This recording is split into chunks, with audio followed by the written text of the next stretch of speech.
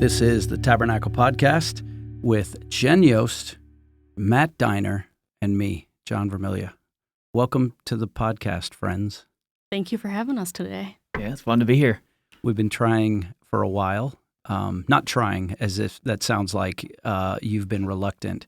It's been the scheduling thing. And full disclosure, had intended to have you on the last podcast, but I'm not great at administration. So that's on me, not on you guys. But thanks for being here. Jen Yost, the wife of Ben, has been a part of our church for 10 years. 10 years, Yep. all the way back when we were in T1. Yes. And Jen is on staff with Fellowship of Christian Athletes as the Northwest Michigan Northwest Michigan FCA Area Director. Right. So the Fellowship of Christian Athletes, we're going to talk a lot about that today. And Matt is the director of the state of Michigan. Is that correct? Correct. Yeah. And how long have you been with the FCA? I've been with FCA almost 7 years, but I've been here in Michigan for about 3.5. Awesome. And you came from a neighboring state. Not quite. Okay. Northern Okay. Virginia. Oh, my bad. For some reason, I thought you were from Ohio. Oh, man.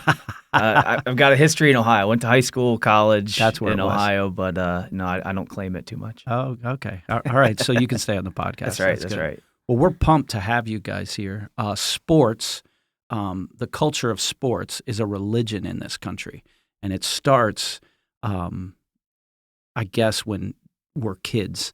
Hyper parents or obsessed kids, club sports, this image of screaming parents, referees that are doing their best but don't have a clue, coaches that are putting their whole identity into, it's a good thing, but it can also be something that becomes an idol. But FCA in particular is a great ministry. I love this ministry, been a part of this ministry. That's what we want to talk about today. So, Matt, let's start with you. Since I messed it up, from Virginia, Yep. What is your background in sports and how did you get involved in FCA? Oh, man. FCA has been a huge part of my story. So have played sports my whole life. Grew up, dad's a pastor, and I played pretty much every sport growing up, mainly football, basketball, baseball. Those were my main sports. America. Is that right?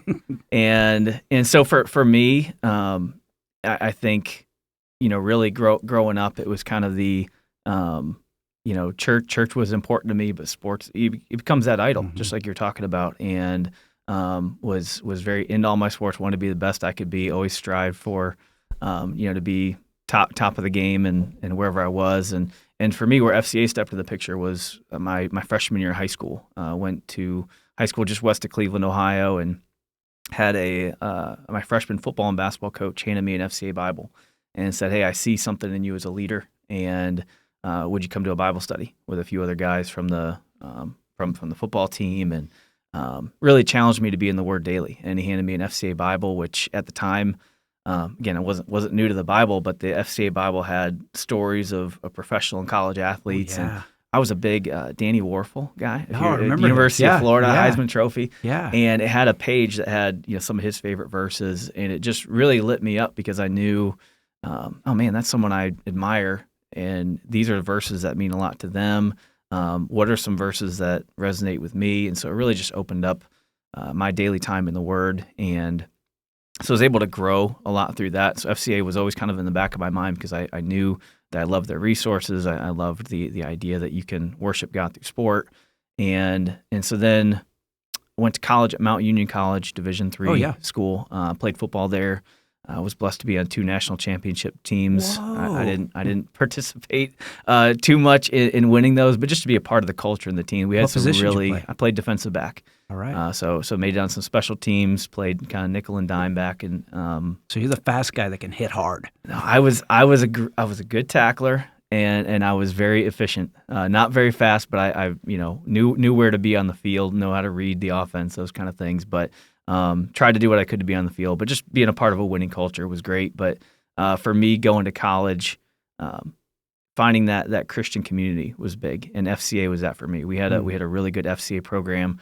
It was a lot of football guys, so got invited into that. So that really became outside of going to church, which is usually kind of on my own because there weren't many guys waking up and going to church on Sunday, FCA became that Christian community for me. Wow. And so just a group of athletes, all different sports. We play games, talk about, a couple verses or a passage of scripture. And so just really enjoyed my time in FCA. I was a sport management major, so I was always going to work in sports, wanted to be around it. Didn't know how the two clicked for me. And so, but new ministry may be something down the road. So I actually graduated and started a strength and conditioning business. So I was doing speed and agility training for athletes. So again, getting to wear sweatpants and T-shirts every day, being in the sports industry, working with coaches, loved it, and was passionate about it. Got to work with all different sports ages, 7 through college and pro athletes. And it was while I was there that I started volunteering with FCA. They'd invite me, hey, can you come speak at a camp? Or ended up serving as a character coach, which is kind of like a team chaplain with the local high school program, and get to share, work with some football guys that I already knew that I was training. Loved it. Couldn't get enough of it. And then it just became, well, how can I get more involved? And then it was, hey, join our local board. And we were planning ministry in Northern Virginia, where I was then, which really just moved to Northern Virginia because there was job opportunities. So I had no ties to the area, but got to know the sports culture pretty well, know the coaches. And so got involved with FCA, served on a board for about 3 years. And at the time, we had a few staff, but were needing an area director role. So we talk about the different positions within FCA, and looking for someone that, entrepreneurial spirit, loves Jesus, loves sports, and somebody who knows how to start their own business. Yeah. And so it just, really God kind of worked on my heart. And I always tell people that the verse was 1 Timothy 4:8, for physical training is of some value, but godliness holds value for all things, holding promise in this life and the life to come. And that just really resonated with me, that I was spending time helping athletes be bigger, faster, stronger, but what can I do to have more kingdom impact? And so over the course of, a few kind of years after that, just really felt that tug grow stronger and stronger, and joined FCA full-time on staff in June of 2017. Okay. So I was out there for a few years. Loved my time in ministry out there, and really And this is in Virginia? In Northern Virginia, yeah. So just west of Washington, D.C. Okay. Yeah. And so my wife and I were out there, but we were praying about a chance to be closer to home. My parents live in the Grand Rapids area. My wife's family's from Cleveland area, so both of our kind of home roots were in this area, and really it was right in the midst of COVID, about spring and summer of 2020 that this opportunity came available, and so we prayed about it and moved out here, and it's been great. So. Wow! So you came to Michigan as the Michigan director. Yeah, that's awesome. So, Michigan is a little bit different than the South, and I would count Virginia is kind of the South. It's not quite as what I imagine with FCA is it's massive in Alabama, Tennessee, Georgia, the Carolinas, and I was surprised when I came to Michigan, especially Northern Michigan, and it's FCA. What is that? Yep. And of course, I've been a public school soccer coach for 16 years, and looking to, share my faith in the ways that we can, and was always like, I wonder why there's no FCA at Buckley or Kingsley or what have you. But that's changing. We're seeing FCA. We're seeing not. I wouldn't call it a resurgence because it was never here in the first place. It's like blue ocean, and so Jen. You as our Northwest Michigan FCA director, how did you get involved in this? Because I know you have a background in sports, and don't let the blonde hair, blue eyes fool you.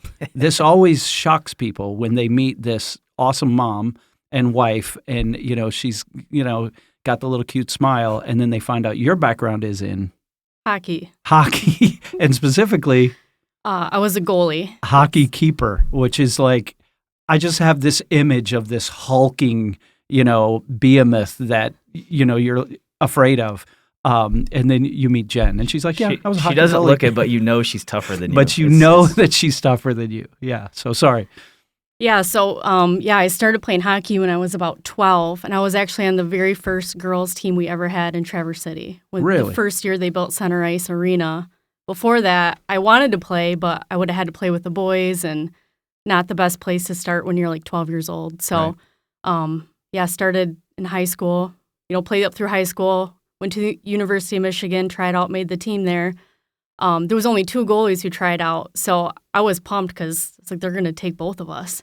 And then about a week in, the girl who was older than me got hurt, so I was the starting goalie my freshman year. For the University of Michigan. I was. How am I just learning this just right now? Wow. Yep, so 4 years, but that really became a part of my identity. And I did not have a church to go to when I was in college, so I was a believer, but my faith was kind of part of my life instead of, Jesus wasn't over all of my life. It was kind of, compartmentalized at that time. But yeah, it became a huge part of my identity. So when I graduated, I had to relearn, all right, my identity is in Christ and who he says I am. So that's a big passion of mine now, is to teach kids now when they're younger to not let sports become who they are, but it's something they do. Right. And it's a gifting from the Lord, that their abilities. I can resonate with that, and it's interesting to me how all 3 of our stories are similar with that with sports, because I'm also the preacher's kid who sports became the idol. I love Jesus, but I was great at keeping them, as you just said, Jen, compartmentalized. And it wasn't until college, through a different sports ministry, that started to change in me as well. And then I saw how, I think you said, how we can use sport, how we can worship God through sport. Yeah. That became a big part of my testimony. But Jen, so you get married, so you have the sports background, you're going through the identity thing. You get married, you and Ben live up here in Kingsley. Mm-hmm. How did you get involved in FCA? Yeah, so good friends of ours, Joe and Melissa Heiler, saw a need in the community to start FCA. Well, they researched a few different opportunities, what would work well, and they found FCA and said, this is it, this is what we need. No staff up here, so they had to reach out and find somebody downstate on staff to help get them certified and all that to be a huddle. So they started it in their home, started with, I think they had 12 kids the first time, and then it grew really rapidly to 60 kids. So they reached out, asked me if I'd come help, and I said, sure, didn't really know what I was doing. Just like as an adult leader. Yeah, so the first time I went, I think there was 14 kids in my small group, and boys and girls mixed together, and we're talking about the parable of the sower, and none of the kids would talk, and I was like, what am I doing? So the next year, we ended up splitting boys and girls up, and they talk a whole lot more when you do that. I just fell in love with the ministry. I saw what it was doing with the kids, and they were bringing their families to church. I saw new families showing up here at the Tab because their kids wanted them to start going. So yeah, I fell in love with the ministry really quick. And then this guy named Matt reached out to Joe and Melissa, asked if he could come up and have him just meet with us. And they asked me to come. I said, yeah, I'll go to the meeting, whatever, see what it's about. And then Melissa sent something in a text message. It said, you're the future of FCA or something like that. And I was like, I don't know what that means, but whatever. I'll go to this meeting at Chili's. Because Chili's is delicious. Yes. That's right. Yeah. So we go to Chili's, and I'm just there listening. And Matt said something in the meeting about to be praying for somebody, for God to raise somebody up to be on staff in this area who can really spearhead and start growing ministry in the area. And I said, yep, I'll pray for somebody. That's what I said. Be careful of praying prayers you might be the answer to. Right. Yep. And so over the next, I'd say, week or two, I just start feeling that tug, just find out more. Because I'm passionate about especially pointing students to Jesus, and then with my sports background, and I just wanted to learn more. So I reached out to Matt just to get more information. I don't think I responded to his email, and then he wrote me back a couple weeks later, see where I was, and obviously fundraising is always the biggest hurdle coming on staff, because you have to raise, your whole budget. You have to raise your salary. You have to raise salary for others. Resources. All the resources. Camp scholarships. Yeah, the whole deal. All of it. I've been there, done that. Yeah. Yeah. So that was a hurdle, but somebody, I don't know if it was you or somebody else, said, if God's going to call you to this, he's going to bring the people onto your team who's going to provide those resources. So, all right, well, I guess I'll start this fundraising, see how it goes, and then I'll know, if I'm truly called to this, God's going to bring these people on my team, and he did. So I think it was September 21, just over 2 years ago. Wow. Came on staff, fully funded, and it's just been amazing to be a part of it and just to see what God's done since before I came on staff to where things are now. So give us a picture right now of where Northwest Michigan FCA stands as far as schools that we're in, number of kids that are involved, staff people, because it has been, and we've shared some of this with our church because we invest. You're one of the missionaries or ministries that we invest in, but it's shocking how fast it's grown. And so you're not bragging, but we're bragging on God. So just give us a little picture right now of kind of where we're at. Yeah, so when I came on staff, we had like 2 or 3, certified huddles going, and today we have 23 schools. Wow. 23 schools. 23 schools across our area that have an FCA huddle, and they range anywhere from, some are smaller, 5 to 10 kids, and then, the Kingsley Middle School huddle, we had 86 kids. Unbelievable. It's usually between 55 to 75, but we've had 86 there. So they really range in numbers to how many kids go to each one, but I think we've had 4 or 5 start up just this year, brand new ones, and it's pretty amazing. It is pretty amazing. And then there's the camp, which is a Michigan-wide camp. And I've had the privilege of being in Joe and Melissa's living room that first year and the second year. It was usually once a year, come in, and it just kept getting bigger and bigger. And I remember saying, you need to put this in school because these kids are going to destroy your home, right? Yeah. But I've also had the privilege to be at the camp. So Matt, what does the picture of FCA look like statewide right now? Yeah, and it's not even just the camp, but the cool thing is, and even just Jen's story of being obedient. I think every step through the process, Jen was just kind of, hey, I'm gonna pray about it, and if God closes the door, He closes the door. But if He keeps it open, I'm just gonna walk through it in faith. And whether that was responding to the need or fundraising or stepping into new schools or even now building a team, you're hiring staff in this area, and God's just continued to raise up leaders throughout the state. So we are crossing the 30 threshold in terms of number of staff throughout the state. Wow. Some of those are prospective that are still raising support, but it's just been cool to see God bring people from all walks of life in different areas of the state.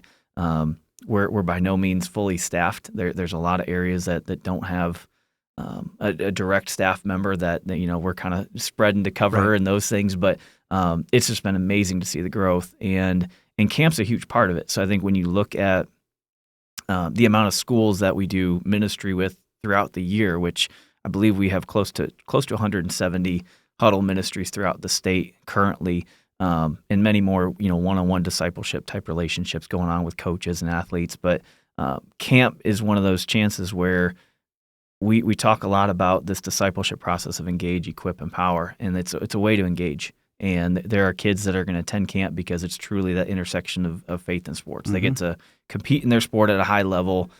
We know that we're going to share the gospel clearly through it, and you've been a speaker there, so you've had a chance to share the messages, to preach boldly. But a lot of the kids are showing up because coach says, a coach invited them and said, Right. hey, I think you should go to this camp.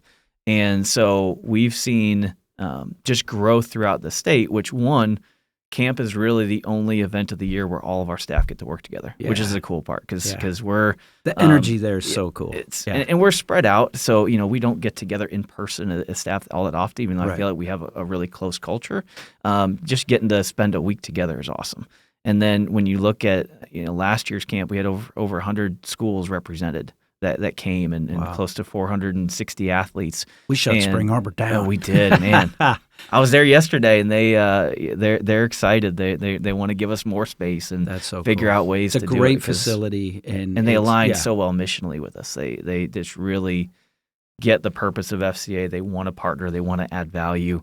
And so we've seen camp as just that catalyst type event. And I know Jen's got stories. All of our staff have stories of just to get kids to camp is part of that discipleship process. But the cool part is kids that leave camp excited to reach their classmates for Christ, that say, hey, I want to go back in this next school year and start a school ministry, start praying with my team, start a team Bible study, whatever that looks like. So we've just seen camp. That's why we want to do more of things like this, and it's just been, man, God is so good.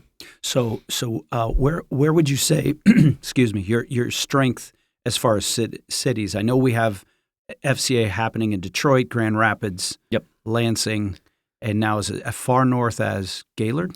Or is it even further north? St. Ignace. Oh, Yeah. the Yoopers are in on this. Yeah. Okay, I didn't know Yoopers played sports. Was it ice fishing that they? I'm just a little messing bit. Yoopers, Yeah, actually, they do have quite a hockey presence at Lake Superior State. wow. And we have a part-time staff member doing some great work up there. I would say our strongest presence, so the west side of the state. Now with Jen building up a presence in the Northwest, we have a great presence in Grand Rapids, the Lakeshore, and even Southwest, kind of Kalamazoo area.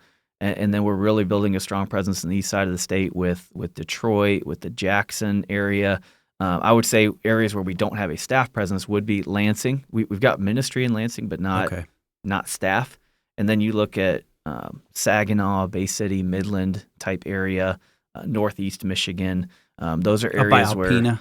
where Yeah. So those are areas We're not where sure what Alpena's doing, but they're playing sports somewhere, playing so we want to sports. be there. Yeah, and that's the cool thing is everywhere you go, there's really, no areas where there's not youth sports. There's high school sports. There's ways to get involved. It's just a matter of ministries happening through volunteers. We're still a volunteer intensive ministry, even though we hire staff. Right. But those would be some major areas in the central part of the state that we really want to see growth in. Gotcha. So we have a lot of people that listen that are parents and have kids involved in sports. We have students that listen, and I think it might be important right now is we've used the word huddle a lot. What is a huddle? Because I know it sounds crazy. Just like you, my first FCA experience was 1984. Just moved back from the mission field, and I'm in Plymouth, Indiana. And Jack Edison is this legendary basketball coach who's just led Plymouth to a state title. And he's leading these FCA huddles. I got to be in a huddle with this legendary, I don't even know if he's still alive, and I could care less about basketball. No offense. Don't skin me. But I'm a soccer guy in this huddle. But for the people that are new to it, what is a huddle? What happens at a huddle? Because I don't know if I'm a student, do I want to go to this thing? And if I'm a parent, do I want to insist that my kids go? What's a huddle? Yeah. And what happens there? And Jen, feel free to jump in as well, because huddles do look different. But really, we use the terminology of a huddle. It's any environment where there's coaches or athletes gathering around God's word. It's fellowship, it's games, it's activities.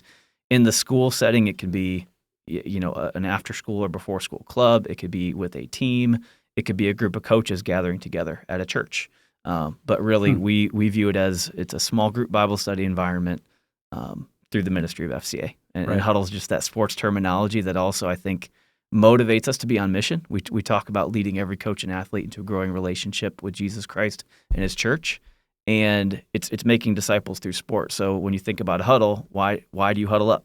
You get the play, you go through the playbook, and then you break the huddle. And so we want to make sure that all of the athletes and coaches involved in our ministry are on mission to say, well, we need to break this huddle and go share God's love with others. So I think that terminology helps us remember that. Yeah. So if I'm at a certain school, like I know you've started or been a part of being a catalyst to starting huddles in various schools. You said some are small, some are big. You might go to an FCA before school in Buckley, Michigan, and really there's 4 huddles because there's going to be age-appropriate girls, boys, all surrounding God's Word. Is that kind of what you've seen there?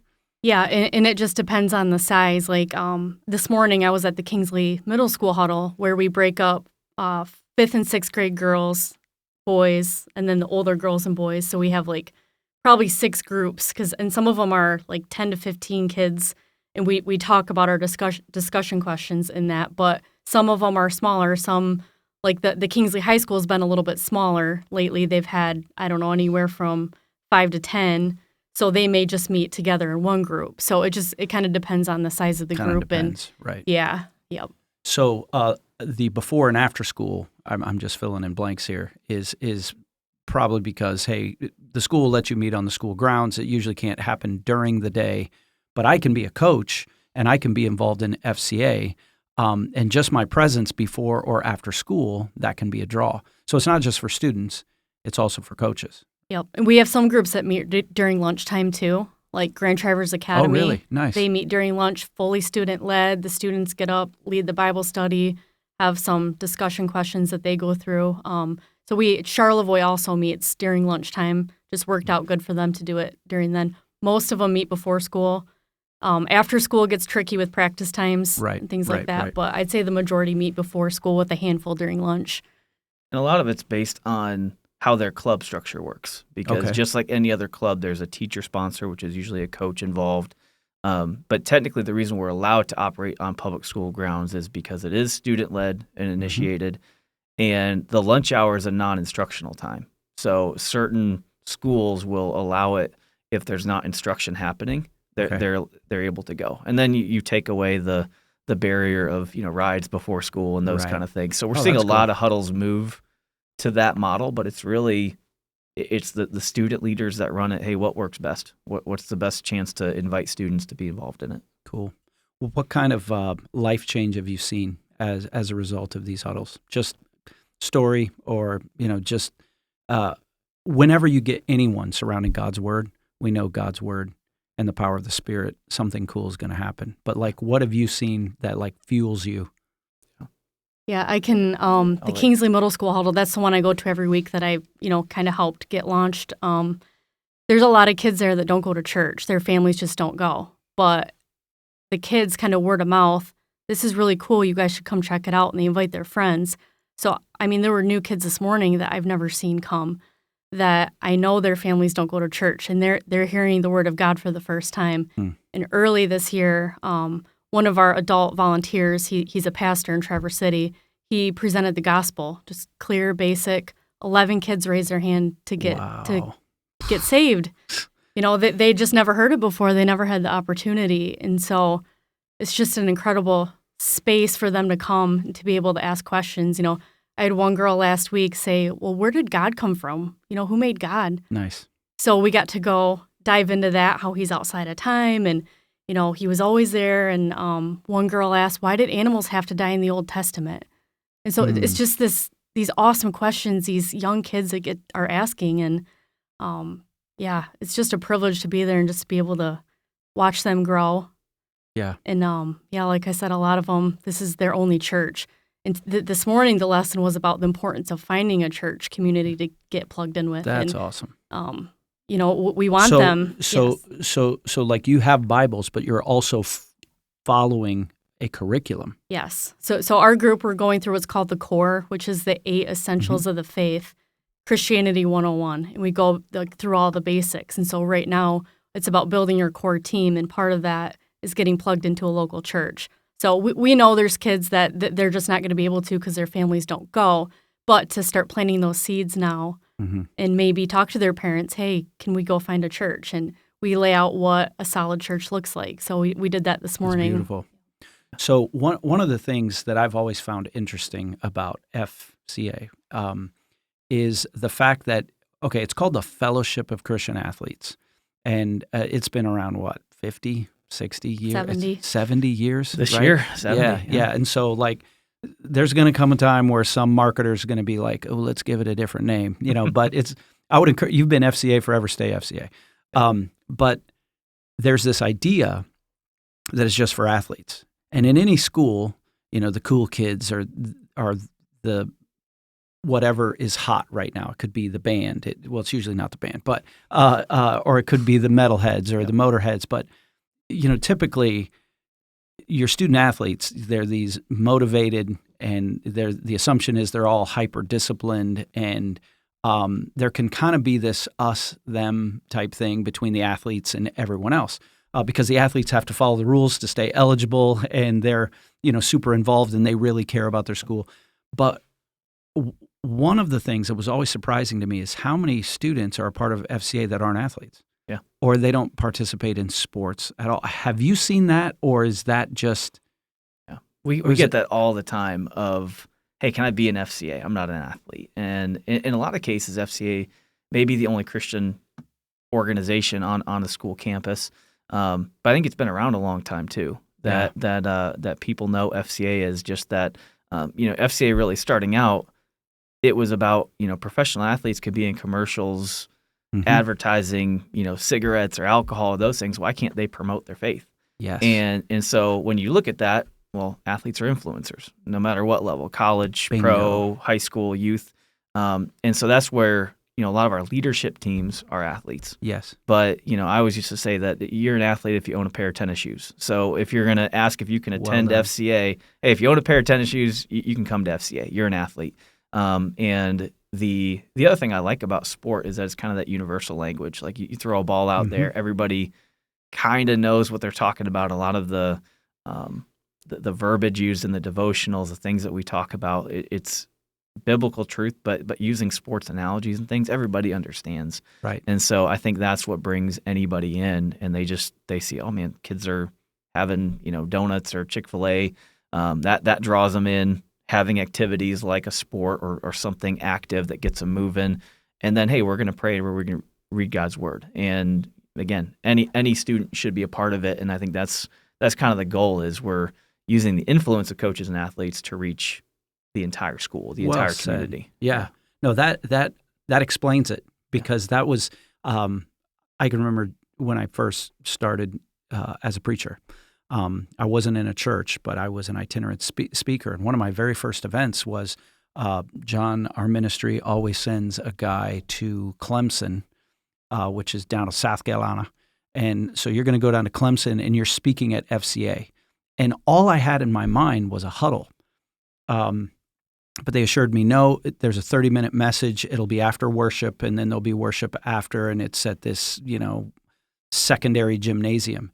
And I went down there thinking, Clemson, FCA, in my naivete, I was thinking, oh, there'll be the Clemson football team, the Clemson basketball team, all these Clemson athletes. I'm not sure a single varsity athlete from Clemson. They may have been there, but they weren't in their gear. I didn't see a bunch of hulking football players walk in.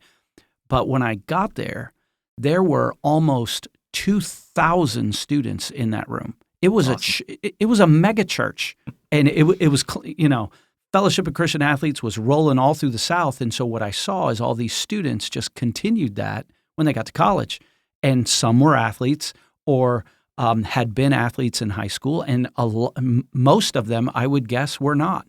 And that's not me being judgmental. I can just say this bro not only is not fit, he was never fit, right? But he's at FCA and he's leading a huddle, and it was shocking. And so I'm glad to hear you say that is the goal. Is they don't have to be an athlete, but we're using the influence, of sports to kind of draw people in, because it is a universal language. Yeah.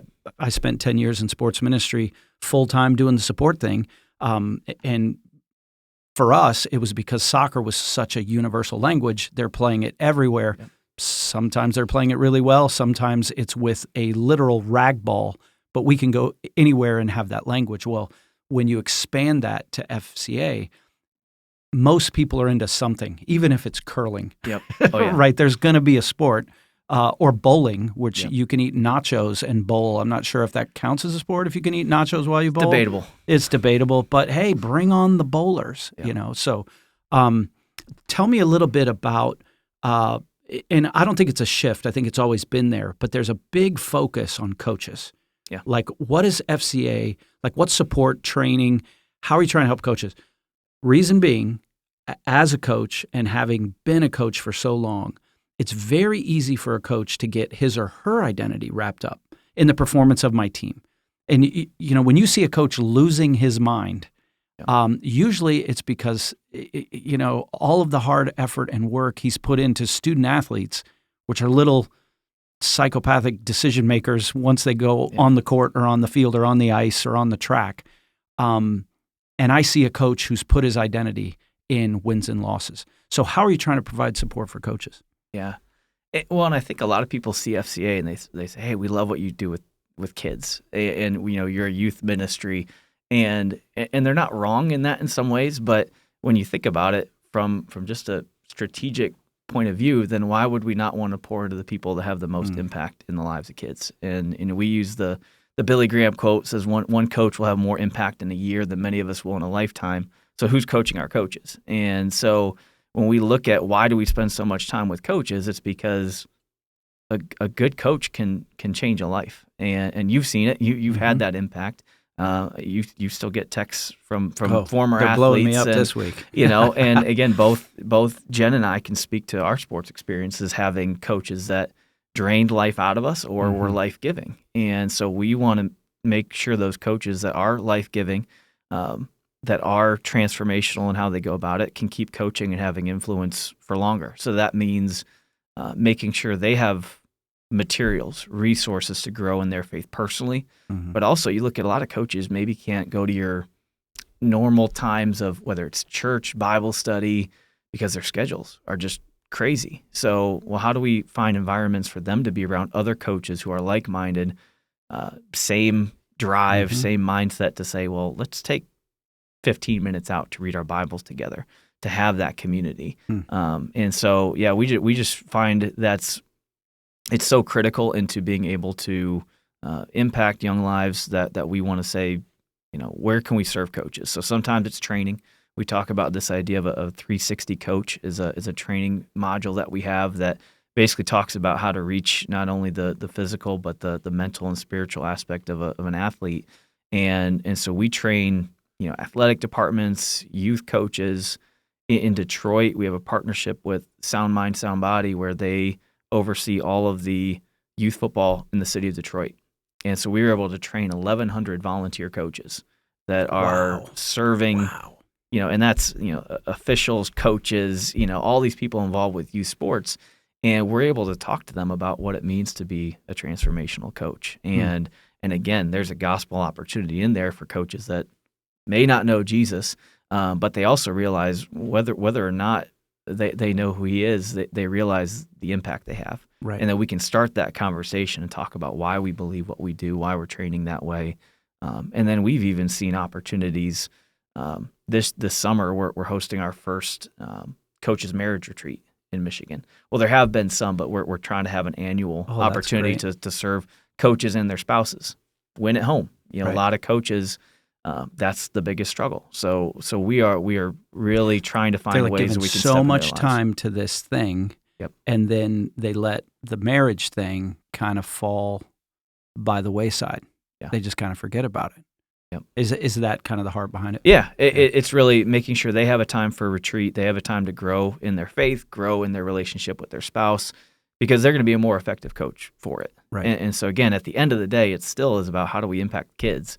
But we just feel that the more time we spend with coaches, we can never do the ministry on our own. Again, like I mentioned, we're very volunteer intensive, but we want to work through coaches that are, again, on the front lines with those sports. So It was when you were talking about how much time that coaches have to put in. I was shocked just a couple months ago when my wife was like, "Listen, when all our kids leave the house, I'm not going to be a coaching widow here," because she's thinking about empty nest.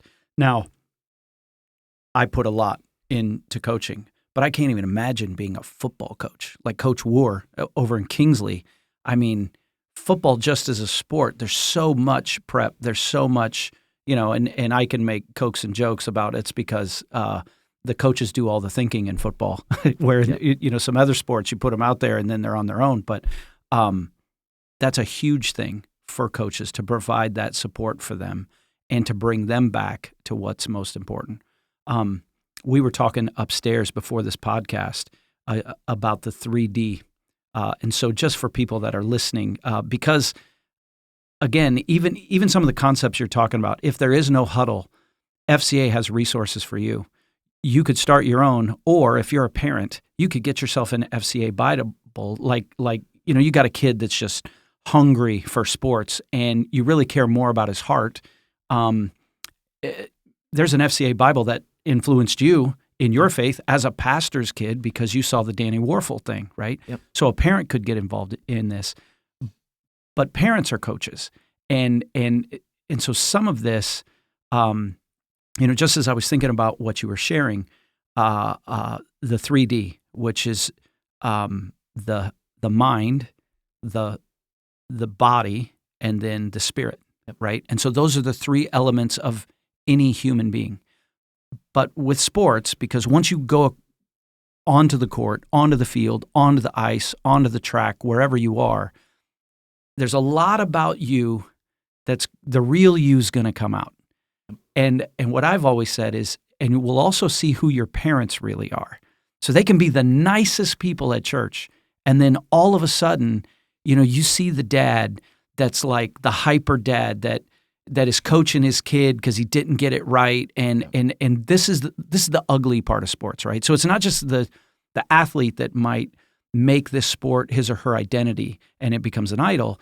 It also is in the family and all that kind of stuff. So let's talk just a little bit about the 3D, because I think that can be eye-opening for a lot of parents that are like, okay, what's really most important here? Because we see parents that spend thousands of dollars, tens of thousands of dollars chasing the scholarship, right? Thinking that my daughter can be the next Jen Yost, where Jen just told you her story was back when girls hockey wasn't a thing. That's kind of how she got in, and there was only 2 that tried out, and then the girl got hurt. And there's so many factors that go into whether or not you're going to make it. But what's really important is, will your kid make it in a relationship with God? And so let's just talk about the 3D for a minute. Yeah, oh man, there's so much to unpack, and Jen probably has a unique perspective because we talk a lot about you watching your kids play. So you see it in the stands now as a sports mom, watching how difficult it is to keep that perspective, I'm sure, to some degree. Yeah, my kids are pretty young. My son Jacob's in 5th grade, so it's little kids, so it's not super intense yet, but I just love watching them play. And I haven't seen too many like crazy parent issues yet, but they're out there. They're out there, yeah. I see it in the higher level, and you hear the stories of things that are going on in the high schools and intense fans and all that. And honestly, most of what stresses coaches out is parents now. And I've listened to so many 3-dimensional coaching speakers, and it's a great. There's a book, 3D Coaching, by a guy named Jeff Duke, who actually teaches a class on coaching at Central Florida, and kind of coined the term 3D coach, and we use it and present on it and train on it. But he talks a lot about, it used to be that the parents would support the coach. Whatever coach says, you go home, hey, listen to coach. Now coaches are it's kind of like you're going up against kids and their parents that are coming to you for, hey, well, why didn't my child get this playing time? They need this. And so coaches have it much tougher because now they're competing against parents in many cases. So you need to be armed to be a 3-dimensional coach, because even just from a perspective of, if I coach in such a way that I want to have an impact beyond the X's and O's with the children that are under your care, if you don't take a 3-dimensional approach, it's very easy to be attacked by a parent who disagrees with, why did you do that strategy, or why did you substitute that way? Yeah. But if you have a 3-dimensional mindset and you are pouring into the kids, you're telling them that you love them, that you believe in them, that you're instilling core values and self-worth and identity, it's hard for them to question that because they can see it show up in so many different ways. So it's arming you, not that you're not going to get criticism, but it's arming coaches in such a way that they have a strategy. They know their why. That's probably the biggest element to 3D coaching is they have what's called a transformational purpose statement, basically writing out your coaching why, your coaching mission statement, and building around that. Because most people could put something on the wall and say, hey, this is why I coach, which is great, but are they living that out? Well, how do you put that into strategy? That's what 3D coaching is. Know your why and then build a strategy to say, well, I want to coach in such a way that at the end of season banquet, when they talk about, what did coach mean to you, or describe your coach in one word, that those values and the reasons they want a coach to have influence and impact, are they saying that, or do they say, well, he made me run a lot, or some of those things? And so it's really just helping them live that out. Right. So with those dimensions, I have my best friend. We were talking about this. We coached together for years, and from a soccer perspective, he would always tell our players, "Look, you play this game with your head, with your heart, and your feet." And then when you were talking about the 3-dimensional coaching, there's a mental, there's a physical, and there's a spiritual. I think where we get lost is we focus so much on the physical. I got to get bigger, faster, stronger. I got to perform. I got to stop this shot, or I got to spike this ball the best, or I've got to be the most successful. And then parents are surprised when their kids are graduating from high school. They've chased the almighty dream, and the kid's like, I just don't enjoy it anymore. probably somewhere along the way, someone made it their identity. A parent made his or her kid's performance their identity, or the kid made the sport their identity. I tell student athletes all the time, eventually you'll hit your ceiling in sports. Unfortunately for me, and I'm genuine about this, I didn't hit my ceiling until I got to the pro level. And the only reason I made it is because soccer or pro soccer was new in this country. I could not make it now, but back in the 90s, I could make it, right? But I hit the ceiling, and that's where I learned to sit the bench when I was 24. When you've been the star or a starter your whole life, and now you're a 24-year-old about to be dad, and my identity's still wrapped up in it, that's way too late. And so one of the things that we've tried to do, and I would just say to any student athlete that's listening or any parent, I don't care how young they are, you've got to instill in your kid that his or her performance on the field is not who they are. It's not their value. It's not their ultimate worth. So in the head, heart, feet, or the mental, the physical, and the spiritual is the most important. And when that's right, and correct me if I'm going off of the 3D whole idea. No, you get it. Is if my heart's right, that's going to impact the thoughts that I think about, and that's going to impact how I perform. And what it is not, because there's always going to be some person that's listening, I've lived long enough to know, that's saying, all this Christian stuff will just make you soft. Okay, so a mentor who played football at the University of Auburn, and his name may or may not be Foster Christie, right? I asked him one time, how do you think Jesus would play football? And he'd say, oh, he would pop you in the mouth, but then he'd help you up. Yep. And so the idea is to compete at the highest level. We're not saying don't compete at the highest level, but you got to get kids' identity out of this, because it's shocking. And I'm sure you guys probably know more of the figures. I've seen headline after headline after headline in the last 5 years of prominent collegiate athletes who have taken their own life. They're on full scholarship. A softball player, I think, at a school in California, another male football player somewhere in the deep South. It's like, why are they doing this? They're the best of the best. And so I've got to think it's because they've gotten those out of whack, just a little bit. Yep. So where have you seen that play out with some of your student athletes? Not necessarily the suicide thing, but just help get it back into perspective, or maybe even from your own journey. Yeah, no, I do think that there's a level of, just like you mentioned, it's out of whack if all we're thinking about is that first dimension. But you talk a lot about buy-in, or kids that will run through a brick wall for you as a coach, Mm-hmm. right? Well, that doesn't happen if you're just a first dimensional coach. There's obviously they've reached your heart. You've shown that you care. Mm-hmm. They don't care how much you know until they know how much you care. That's a common phrase that makes a lot of sense, because there needs to be the heart buy-in, the head buy-in to say, well, hey, it's actually going to lead to me playing freer, with more joy, with more passion.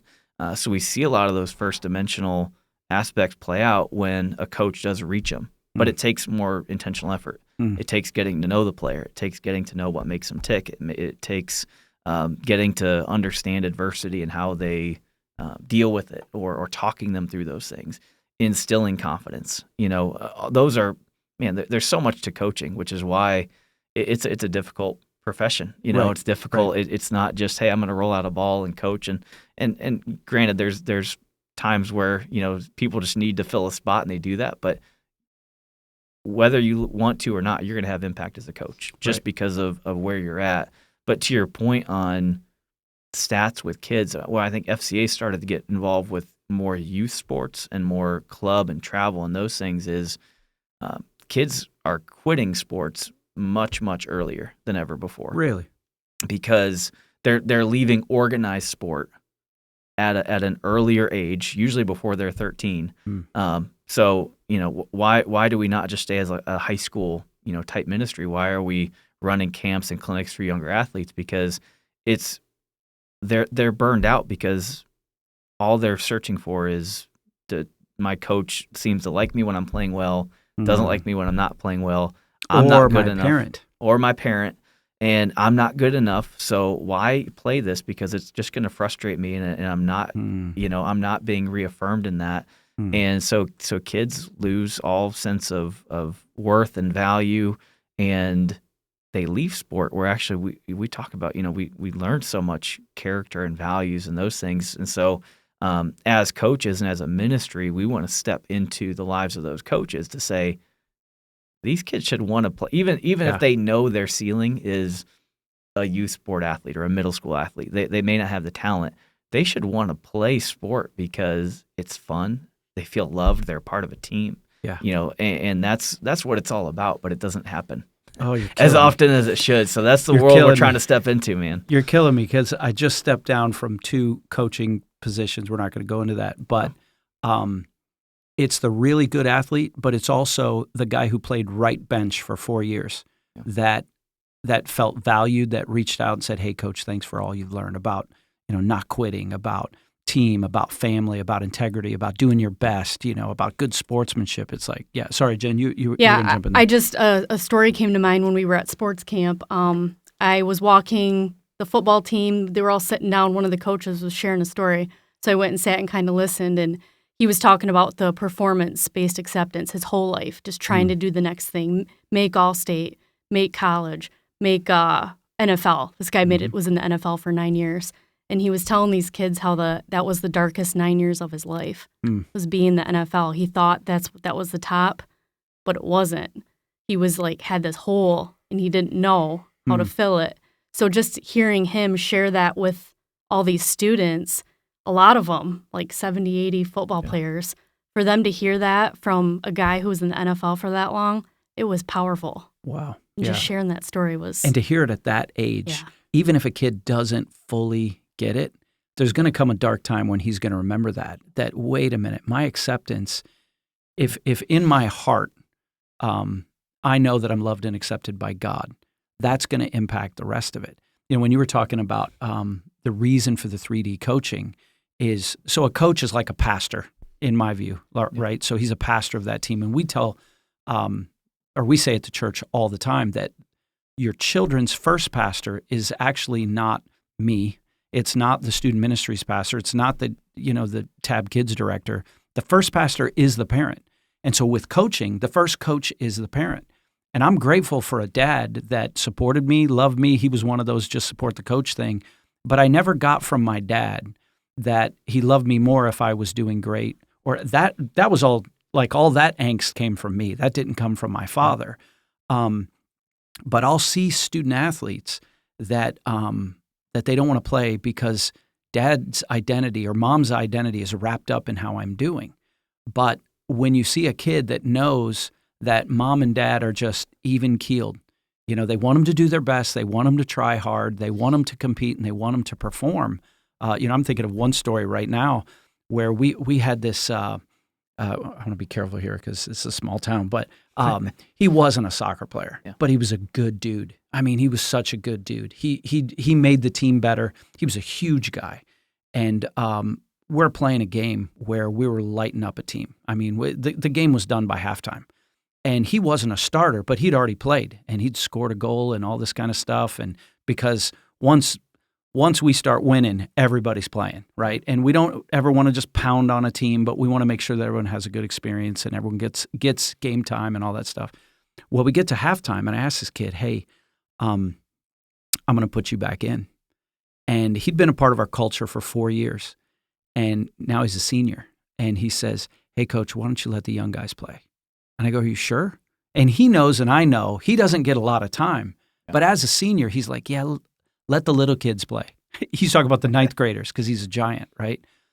And in that moment, I envied him because I realized this kid had picked up the lesson before I did. Because when I was a senior in high school, it'd be like, heck no, I want to score more goals and have more stats and all this kind of stuff. And he's like, this is his chance. And he's like, "Man, let the little guys play. I already scored a goal. Thanks for the playing time. That was cool. But we're going to kill this team. Let those guys play." So did it, right? Game's over. I got lit up by his father. Absolutely lit up. Look, I realized in that moment, kid got it. That was a win, but dad never did. So if you're a parent, that's just like, it isn't about not yelling at your coach. It's the kid knows, he or she knows intuitively if dad cares about this more than I do. They pick up on, and what a horrible lesson, to hear from your parents. So yeah, the whole performance-based acceptance thing, I actually remember being at camp and talking about that. So speaking of camp, when is the camp? So we're in 2024. If you're listening to us later, if the podcast is still alive, when is the 2024 camp? June 24 through 27, Spring Arbor University. Got it? Yep. And it's Monday through Thursday camp. Overnight, so kids stay in the dorms. I think it's 14 different sports they can choose from. Yep. So they pick their sport, play in that track, 2 practices a day with high school, college level coaches, and every day there's small group Bible study, chapel every evening. So really unique opportunity. So it's a ton of athletes, ton of coaches, great environment. College kids. We get huddle your leaders. college kids are We're unbelievable. hoping for 80-ish is the goal this year. And that really cool story last year, a girl who had been in my group since 8th grade, all the way up through Kingsley, ran into her at church, said, "Hey, we need some huddle leaders. Do you want to come?" She's like, "Sure, okay." Came to camp to be a huddle leader, had the best experience, sent me this huge note after just of the impact God had on her life. As a during that huddle camp. leader. As a huddle leader. Wow. Because she got to pour into those kids for that week. And she just reached out a couple weeks ago, "Hey, can I sign up again for this year? I can't wait." So that's just so encouraging to me to hear the stories from the huddle leaders. So it's not just the students. No. It's also, They make a huge difference. It was crazy. I talked to a grandmother. This was like 2 days ago. She called just to make sure she could register her granddaughter for camp. And, I knew she had been a past camper. And then she starts to open up. She said, "Okay, great. I'm glad we can sign up." My daughter was just night and day different after camp. Just life transformed, loves the Lord, reads her Bible every day. And a lot of it, as she went on to tell me, and tears in her eyes, talking about how her huddle leader still messages her. Wow. And sends her Bible verses. And, again, for a high school kid, that college student not only had the impact for that week, but they get to hang out with, 8 to 10 high school or middle school kids that they're taking it upon themselves to mentor and disciple them even outside of camp. That's really special. And you could just tell that grandma to know that, and this was a Division I college athlete that is spending time to text her daughter, encouraging scripture. It makes a huge difference. Yeah, so. I've actually seen that same phenomenon because I have a daughter that's been to 2 of those camps. I've been to camp twice, not 2 different camps, but still in contact with her huddle leader, who's like a soccer player in Wisconsin or some other state. And then now she's got a new huddle leader that's messaging her, and she's like, "I want to go to her games, but I can't because it's during the season." And seeing that continued impact. I'm thinking right now of there's a bunch of student athletes that couldn't go, and by the generous donations of somebody, were able to be scholarshiped and go. And one in particular, she's the only Christian in her family, had just kind of started coming to church and then went to FCA camp, and that solidified it. She's a great athlete, and now is one of our most faithful attenders, participants. I'm hearing stories from the family of the boy she's dating, and how it's like, how does this girl come from a non-Christian environment and act like you want a Christian girl to act, right? And just the fruit that you see in her life. And I know exactly where that started was 2 years ago. She went to her first camp, and she was there again, and she's going to go a third time. So if someone wants to sign up for camp, where do they go? Is there a website that we can send them to? Yep. The website's michiganfca.org/camp, or you can just go to michiganfca.org and find events. You'll and find then the button camp. Yep. or what have you. So you can get them signed up there. Mm-hmm. Can they also find out where the closest huddle is to them by going on the website? So if they're listening from some other city, or what if someone wants to start a huddle? Who should they contact? So on our website, it does have an Areas We Serve tab. and it kind of links them to who is the closest staff person in that area. So it could be, we do have a contact form that goes to me so I can get them in touch with the right staff person, or there's names and emails of our staff and where they serve. So just get in touch with any of us and we'll walk you through. I had a meeting last night in Lakeview.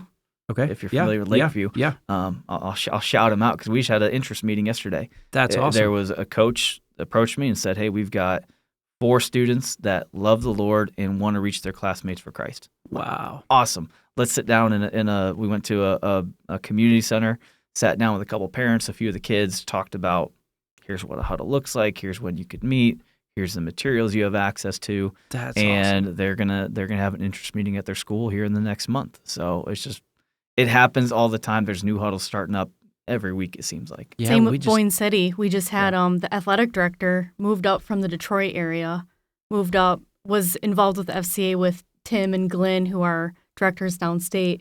Yep. Tim got him in touch with me, said, let's start FCA at Boyne City. So they just started 2 weeks ago. That's had their incredible. first huddle there. Yeah.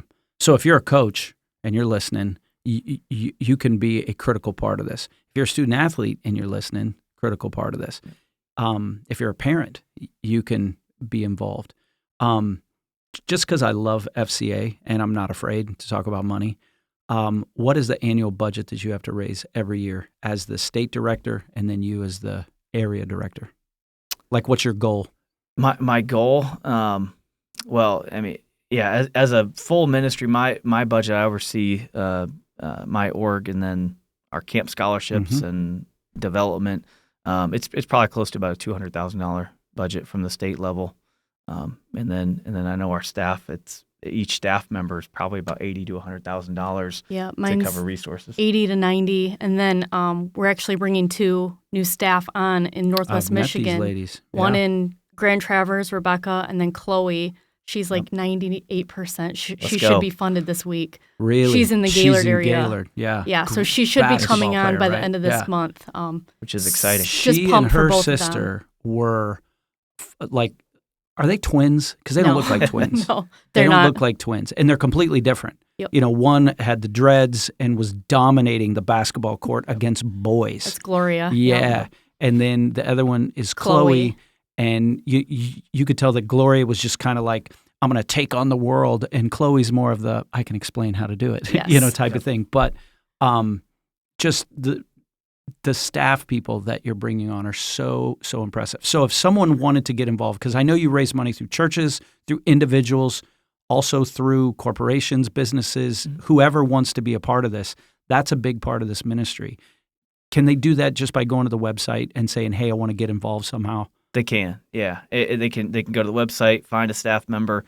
If it's a local area, I mean, even so in this area, by talking to Jen, it could be supporting a staff member through monthly donations. Again, all of our staff having that monthly support helps with budgeting, helps with ongoing.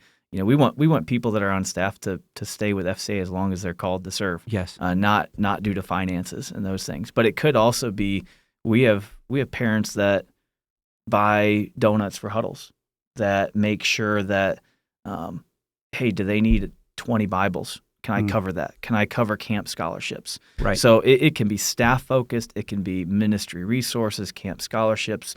Wherever your heart is to serve, we want to make sure that we're stewarding your resources that way. So if it's in this area, talk to Jen, or else go to the website if there's an area of passion for you. Yeah, that was important for me to bring up, just for clarity. Appreciate it. Matt and Jen did not ask this, but I've been in your shoes, and people just assume, just out of the goodness of their heart, they're going to spend all these countless hours and their own money to make this happen. You have to raise your own salaries. All of your staff people have to raise their salaries. Camp just doesn't happen. It costs money.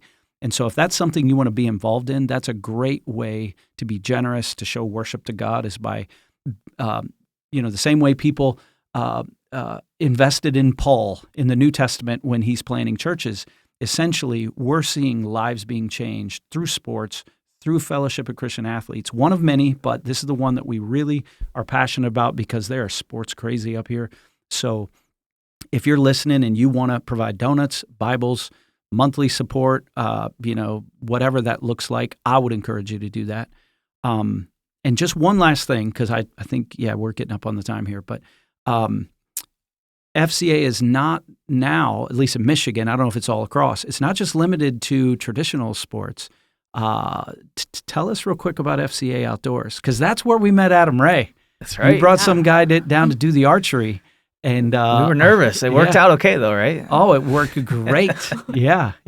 I'll let Jen share because she has some exciting updates on FC Outdoors. Yeah, super excited about FC Outdoors because we live in an area where we have a big population of people who don't do the traditional sports, but they love the outdoors, hunting, fishing, all the archery. Oh, I've had kids tell me I can't play soccer because it gets in the way hunting. of deer hunting. It's For right in sure. the same season. Sorry, go ahead. For sure. Yeah. So just, I don't know, a couple years ago, FCA Outdoors nationally kind of became officially launched. So I started digging into it, seeing what can we do, what can we bring here. And through the connection at camp with Tony Semple, he's got this connections with property in Grayling. So we're going to have our first ever FCA Outdoors camp in May, first weekend of May.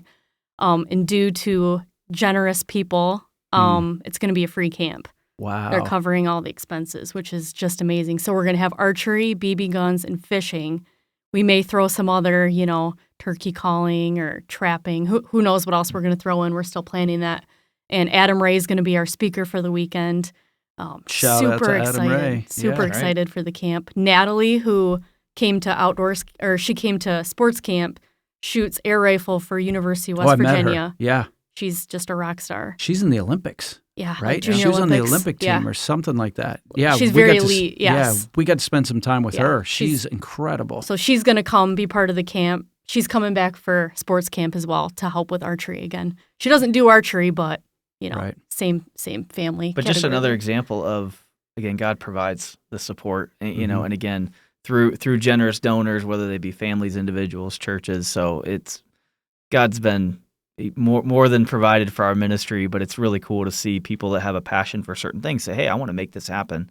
And we've even seen outside of outdoors, just to kind of even go another step further, motocross, motorsports ministry. Oh, wow. We've got a guy coming on staff in the Grand Haven area who is a professional motocross racer. And he's 19. 19, Wow. young guy. Yeah, he does a great job, and he's riding on the professional circuit, but just has a heart for trackside ministry. A lot of those tournaments are weekends, so huge. Leading chapels. He's actually leading snowcross chapels right now, and there's a camp in Newaygo this summer that's for motocross. We've been invited to be a part of the NASCAR race at Michigan International Speedway in Jackson serve the infield communities with the people camping out to watch the race. So we're just seeing God open all these doors in the non-traditional sports to say, man, they're athletes. They love the Lord, and or they don't know Him, but it's a platform for us to go into that space and share the good news. So and that's even just the first part. I'm sure more opportunities will come up, but between outdoors, motorsports, we are just seeing a ton of opportunity. So I don't know anything about motorsports, but Me I did get roped into Formula One Drive to Survive. So if there needs to be an FCA chapel on the F1 circuit, Monaco, Dubai, hey, I'm just volunteering just right over here because I don't know I don't know anything about motors, so it's kind of a joke. But is Chick-fil-A involved? They're so involved with FCA. Yes. They're amazing partners. Are they the official partner of FCA? We had Chick-fil-A this The morning. Jesus Chicken. Did you at really? the Kingsley Middle School huddle. Oh yeah. Ben went and picked it up. No free shout-outs to Chick-fil-A. They Sounds like they're donate- paying for their shout-outs. So, yeah. Shout out to They the Holbrook donate family, who's every a month great to partner. us Oh, yeah. to one huddle a month. They provide food. That's awesome. So support Chick-fil-A. It was funny. Somebody was joking at an event that they're kind of dyslexic FCA partners, CFA and FCA. You change the acronym around, but it's such a cool partnership. That's my favorite place to eat in Traverse City. I mean, Let's Chili's go. is great too. Yeah. Chili's is great too, but I had a feeling they were the sports ministry that I was a part of back in the day. Now we were always sponsored by Chick-fil-A. So our jersey, like our pro shirt, we had our badge, we had Chick-fil-A. So we always we don't have any sponsors in this podcast. It's That's right. Christ alone, but Britton taught me to keep throwing it out there. And That's then right. maybe there'll be some Chick-fil-A nuggets right here for a podcast. Just once, with some delicious Chick-fil-A sauce. So I'm thinking if I keep Yep. if I keep this segment right here going, maybe it'll happen. So if you're listening, Chick-fil-A, I'm just saying. They might. Yeah. Hey, don't forget, Chili's brought us Jen Yost. So, it's. So hey, don't forget no about free Chili's. shout out Chili's. They got some delicious burgers there. That's right. I'm down. Anything else about FCA that you would want our people to hear? Have we covered it? Want to give you the last word if we haven't. I'll share something. I'll let you go first if there's anything you want to share. International. I think a lot of people don't know this, but FCA it's across the whole globe. So we were aligned with like Haiti and Trinidad Tobago, and that recently shifted where Florida's now aligned with them. Kind of makes sense geographically. So we're now aligned with the Nordic region, which is Canada, Sweden, Greenland, Norway, that whole region. So we're excited to be able to meet our new partners soon. They've been on some calls and just hearing their stories. Like in Sweden, less than 2% of the population is Christian there. Oh. And hearing the director there say he was the only Christian in his school of 1,500. Wow. And how that, can feel isolating, but how he's so grateful to see. He took a screenshot of our Zoom call just to see. Christians. Yeah. So Wow. just the international component of FCA is awesome, and how we can help do camps internationally too. And sometimes they can come to us. And I had no awesome. idea. Yeah.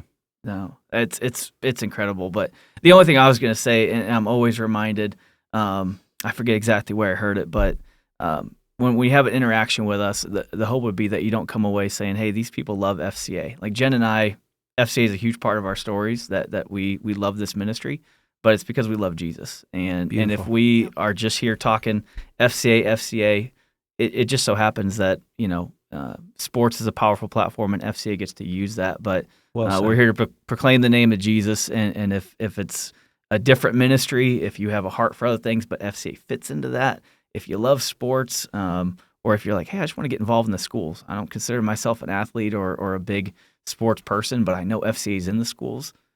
There's a chance to partner together. So it's really about how do we partner with other ministries, and how do we partner with the church? Good. So we thank you for Yep. bringing us in and for all the work that you Absolutely. do to support. But man, it's about proclaiming the name of Jesus. So let's Sweet. get to it. That's a good last word. Yeah, I completely agree with that. And something they teach us is you've got to keep Jesus first over anything. You can never let ministry become Jesus, because it can happen Real easy. real easy. I've seen me do it. Yep. Yeah. So I love that about our leadership, that your relationship with the Lord has to be first, and it's Jesus above anything. Good.